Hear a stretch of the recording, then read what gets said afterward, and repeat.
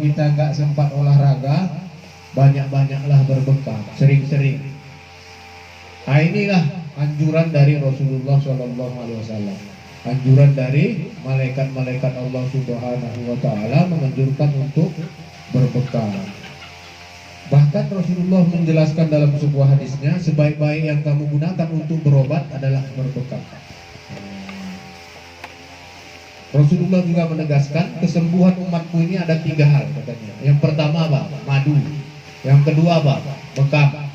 Dan yang ketiga Al-Quran. Nah, jadi ada ruqyah. Kemudian ada bekam.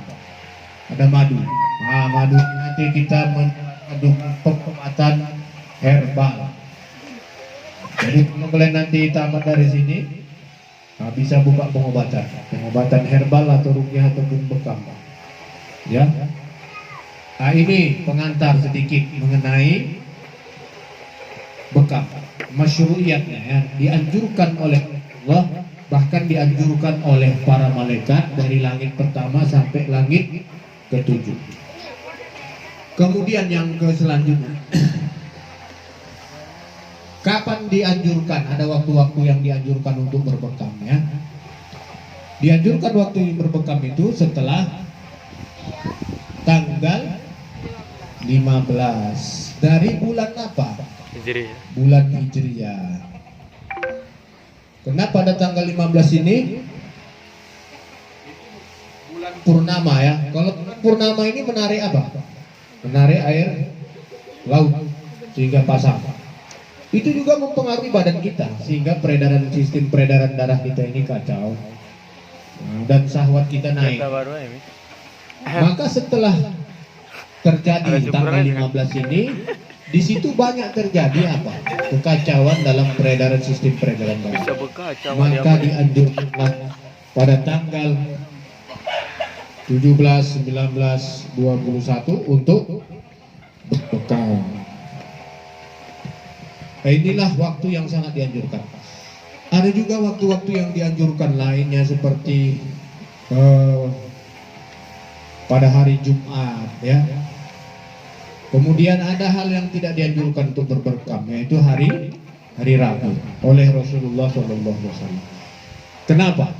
Karena khususnya pada bulan Safar ya.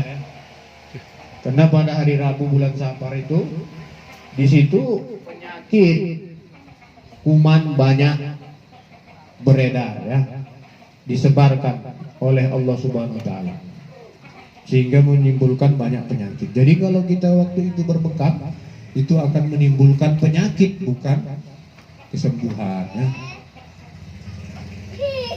Nah, ini jadi waktu yang dianjurkan jelas tadi ya, setelah bulan purnama, khususnya tanggal 17, 11, 21. Dan dianjurkan juga setiap bulan bagi laki-laki. Kenapa?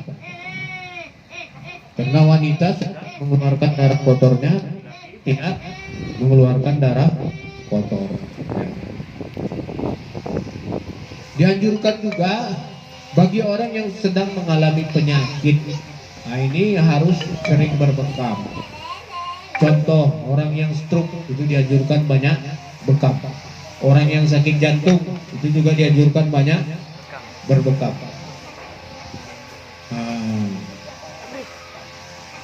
Kemudian berbekam ini ada titik-titiknya yang diajarkan oleh Rasulullah SAW. Ada beberapa titik yang diajarkan Rasulullah ya. Yang pertama ini di ubun-ubun, namanya Ummul Mughis ya.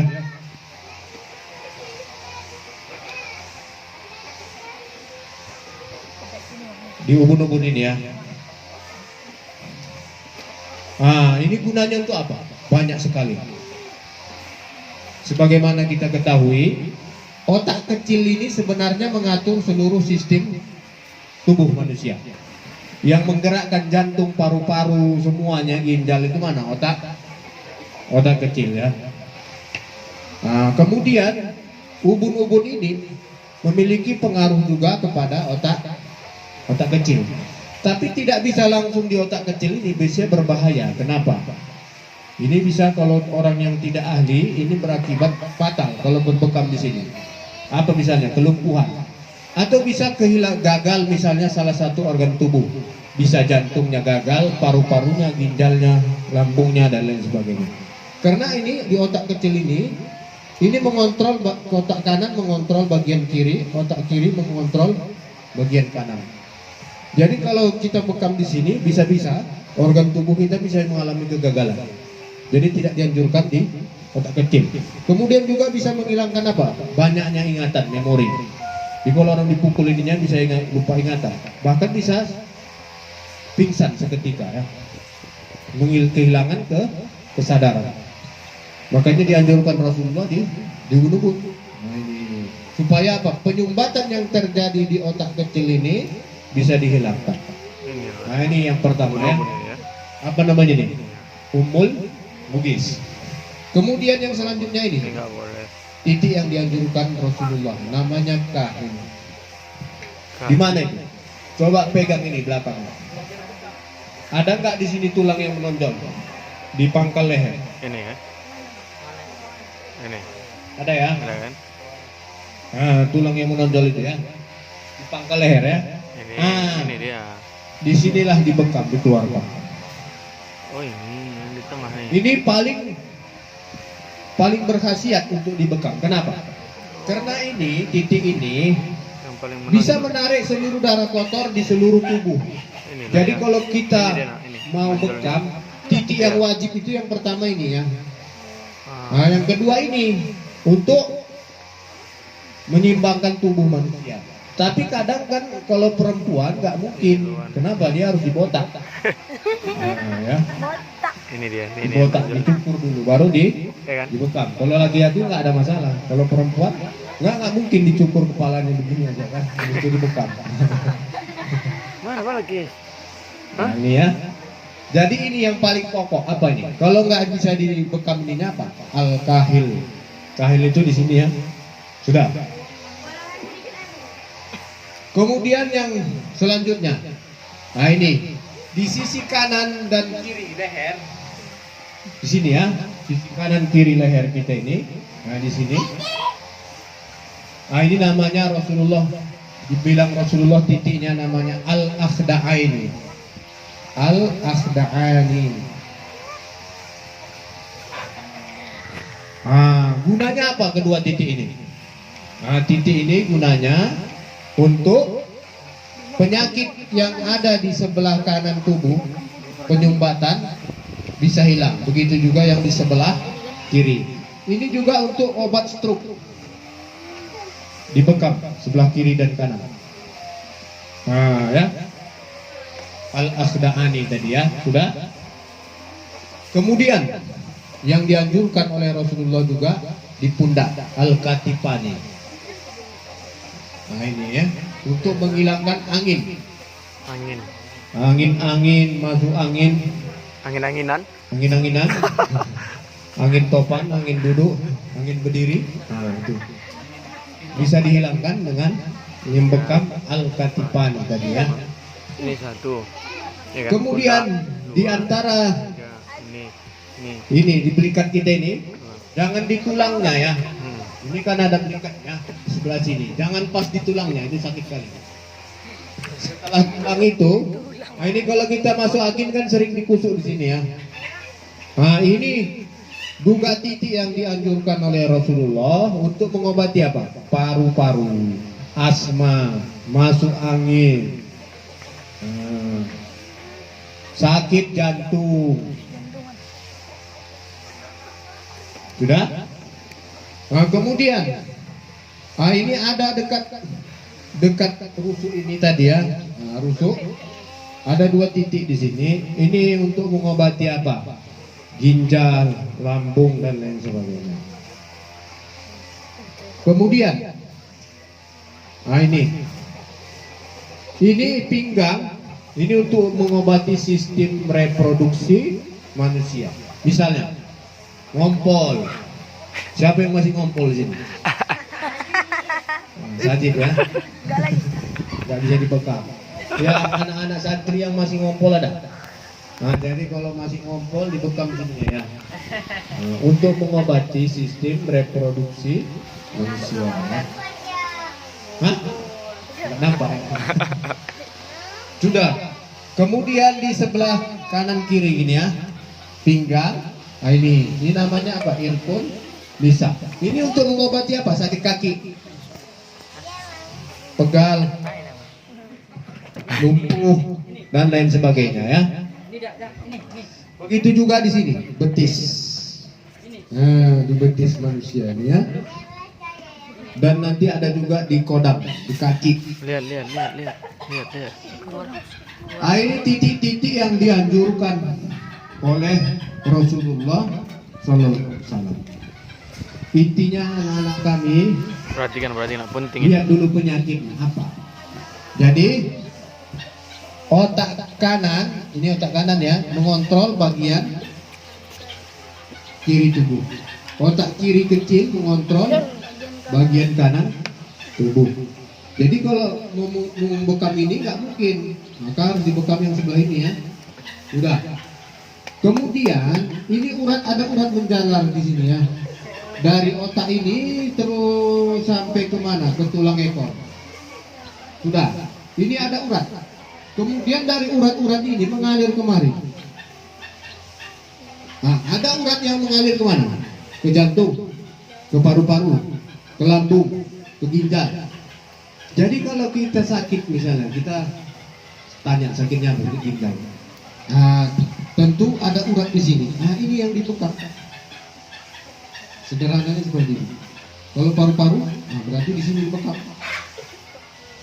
Karena sepanjang tulang punggung kita ini ada urat besar dan ada urat yang mengalir ke kiri dan ke kanan. Inilah yang mengatur seluruh sistem tubuh manusia. Nah, jadi kalau peredaran darahnya itu stabil, lancar, manusia itu jadi sehat. Tapi kalau dia tidak stabil, tidak lancar, itulah bisa jadi sakit ginjal, sakit lambung, sakit paru-paru, sakit limpanya, sakit lever. Nah, lever bagian mana? Bagian kanan ya, di bawah di sini ya. Nah, berarti dibekam di sini ya. Ginjal bagian mana? Kiri kanan ya, berarti dibekam di sini ya. Paru-paru di sini. Nah, lambung di bagian mana? Kalau jantung berarti bagian kiri ya. Jadi sepanjang tulang ini ada urat. Urat ini urat besar namanya ya. Dari urat ini menjalar urat-urat yang kecil yang mengatur seluruh sistem tubuh manusia. Dan yang mengontrol semua itu apa? Otak kecil. Bahkan yang membuat jantung kita berdetak itu apa? Otak kecil. Jadi kalau orang meninggal, ya, yang menandakan dia meninggal bukan jantungnya tidak berdetak lagi, tapi pegang otak kecilnya. Kalau otak kecilnya ini nggak panas lagi, berarti dia sudah meninggal. Kalau udah dingin otak kecilnya udah meninggal. Kenapa? Karena tempatnya nyawa itu di mana? Tempat nyawa itu pertama ditiupkan di mana? Nah, ini namanya otak tengah. Otak tengah ini ya. Di otak tengah inilah nyawa. Jadi otak tengah ini mengontrol otak kecil. Otak kecil mengontrol seluruh organ tubuh manusia. Jadi di sini sangat berbahaya kalau dipukul, bisa mengakibatkan kematian. Ya. Makanya Rasulullah tidak menganjurkan di otak itu, otak kecil, tapi di atasnya atau di samping kiri dan kanan. Ini mengenai titik-titiknya. Ada pertanyaan? Nah. Ustaz, ya. Kalau di batang otak itu bisa Ustaz? Belakang otak, dekat otak kecil besar. Iya. Gak bisa Ustaz? Bisa. Bisa juga Ustaz. Nah, tapi jangan asal di sini. Jadi pas di tengah dia Ustaz. Ini bisa. Di tengah itu Ustaz. Nah, kalau mata itu di sini. Sama di sini. Oh, mata ya. Nah, mata kiri, mata kanan. Kuping juga di sini. Oh, di situ. Oh. Kuping, nah itu ada lagi titiknya ya. Nah, ini kuping. Kuping dengan mata. Kemudian juga sakit kepala, migran atau sakit kepala seluruh. Nah, ini di bekam ini. Kening ini, Zat. Di dahinya ya. Kalau itu Zat, batangnya itu Zat, bisa Zat? Di mana? Ah, lurus begitu. Di Di batang tulang itu? Iya. Nggak bisa. Oh, nggak bisa ya. Jangan membekam di tulang. Cuman satu tuh aja yang bisa, Zat. Di pinggir-pinggir tulang. Kenapa? Karena urat itu mengalir di samping tulang ini. Oh. Sudah? Dan dari samping tulang ini mendalam baru urat-urat kecil. Kalau dibekam di tulang itu sumsumnya yang keluar, bukan Mak? darah yang keluar. Aja kok. Sum-sum. Jadi letoy nanti orangnya. Gitu ya. Ini mata. Mata. Ini mata. Ini bisa. Ini bisa, berarti sini yang nggak bisa ya. Ini bisa. Ada pertanyaan lagi? Zat, di sini tadi Zat kan? Bisa kan? Jangan di otak kecil. Kiri kanan. Oh, di atas sedikit ya, Zat? Iya, di atas. Oh. Baru sini, mata. Sini. Bunuh-bunuh. Ubun-ubun aja, Zat. Baru kiri kanan. Sini boleh. Oh. Tapi jangan di otak kecil. Jangan di otak kecil. Bahaya, Zat ya. Sini ya.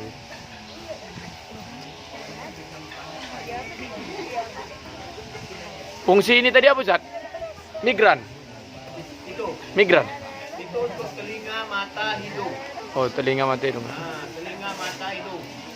Indra, ya. Kemudian juga untuk sakit kepala, menakut.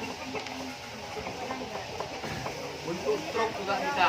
Bisa juga, Zat ya. Nah, tapi disesuaikan. Jadi alat bekam kita ini, ini dia ya. Tabungnya pun yang kecil. Jangan pula di sini tabungnya sedikit. Nanti macam Jawa sih, Zat. Oh, itu. Nah, tabung yang ini ya. Bisa, tapi rutin. Zat, bekam mulut bisa, Zat, ya, Zat? Mana?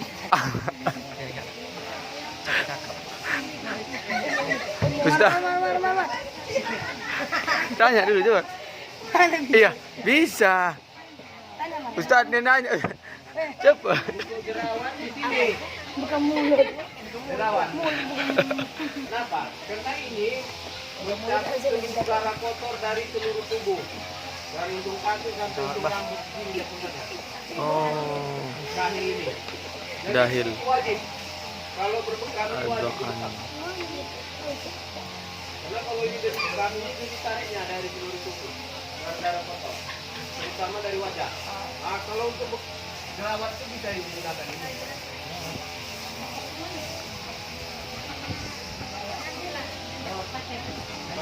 Ada saya lihat Ustaz, antara paru-paru sama jantung tuh, tapi di YouTube tengok.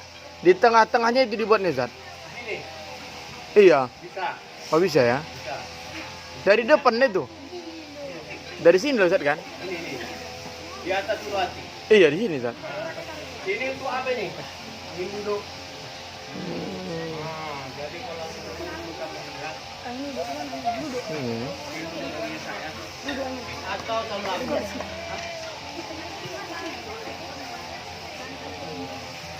Hmm. Bisa kali lah. Jadi bekam ini kalau yang penyakit, kata kuncinya, penyakit yang diakibatkan darah, maka obatnya apa? Bekam. Bekam. Tapi kalau kulian jangan dibekam. Apa hubungannya? Ajab kali ah. Bekam mulut bisa, Ustaz. Contoh lagi, panu. Jangan dibekam.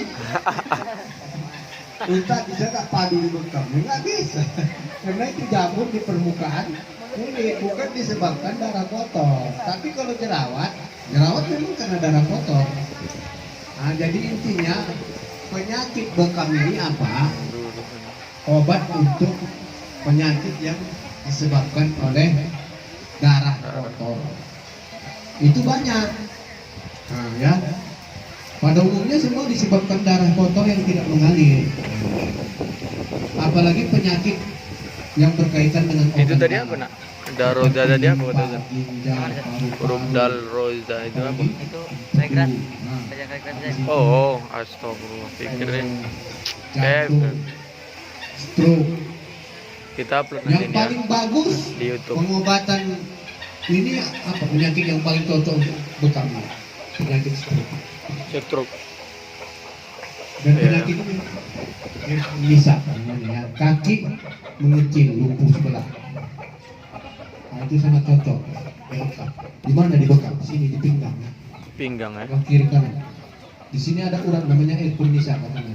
Kuning. Jadi kenapa menyempit apa namanya pembuluh darah di sini? Karena di sini ada kesumbat. Kalau di sini kesumbat, kaki pun mengecil, mengakibatkan apa? Telur sumbat. Ini baik di betis, atau bisa juga di sini Ah di ya. permukaan kaki, ya. Nah ini. Kemudian syaratnya kalau mau untuk harus steril dulu. Nah ini kita masuk ke teknis. Tidak usah banyak kali teori, nanti kita praktek langsung. Yang pertama anak-anak kami harus steril. Macam mana steril itu? Ada jarum bekam. Jarum bekam itu satu untuk satu orang. Ya, jangan kamu gunakan satu jarum untuk banyak orang. Nanti orang kena AIDS, kamu berdosa. Ya kenapa? Karena penyakit AIDS itu disebabkan apa? Darah tadi ya. Misalnya orang yang narkoba itu HIV itu pada umumnya itu bisa kena HIV. Kenapa? Karena jarumnya ini tadi ya bergantian. Jadi darah orang yang sudah kena AIDS tadi masuk ke dalam darah dia. Nah, itu sangat cepat menyebar. Makanya kalau berbekam ini yang perlu kita tekankan, satu jarum untuk satu orang. Kemudian jangan kamu tes, misalnya gini, tes ini, udah bisa nggak dicucuk? Itu kan lagi ke pasien jangan. Itu sama artinya kamu memindahkan penyakit ke badannya. Ya, jangan dicucuk Bang. Jangan dicobakan ke badan kita. Nah, cobakan ke badan dia aja. Nah itu ya. Membersihkannya juga pakai apa? Pakai alkohol. Kalau tidak ada alkohol, pakai Air panas. air yang hangat. Jadi setelah di apa? Ini direndam pakai air hangat supaya steril. Atau minimal pakai alkohol. Kenapa? Alkohol itu untuk mensterilkan kuman-kuman penyakit, ya. Nah, kemudian pakai tisu, ya. Nah, ini protokolernya kesehatannya. Pakai tisu. Kalau bisa pakai apa? Pakai masker juga. Pakai sarung tangan. Karena kita berinteraksi langsung dengan apa? Sumber penyakit. Apa itu? Darah. Itu sumber penyakit. Karena kita berinteraksi langsung dengan sumber penyakit, maka kita harus memproteksi diri kita. Supaya apa? Supaya selamat. Jangan pula kita nanti membekam kita yang sakit, orang yang sehat ya. Nah, itu ya. Nah, sebagusnya bekam ini apa? Sebagusnya sebenarnya sebulan sekali bekam, supaya sehat. Ada orang yang kerjanya cuma donor darah aja, tapi tak pernah sakit. Karena donor darah itu pada intinya apa? Pasot. Donor darah itu mengambil darah dari nadi. Tapi kalau diambil darah dari nadi, ini bukan hanya darah kotor yang keluar. Darah yang suci lagi mensucikan pun keluar.